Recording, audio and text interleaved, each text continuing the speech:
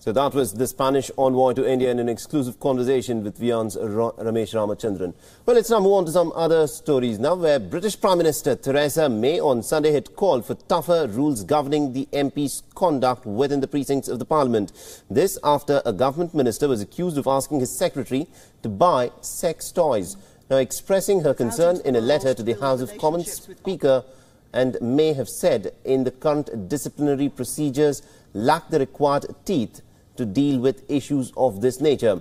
She also further added that this situation cannot be tolerated any longer and it is unfair for the staff. Now, May's letter was prompted by allegations against Mark Garnier by his former secretary on Sunday.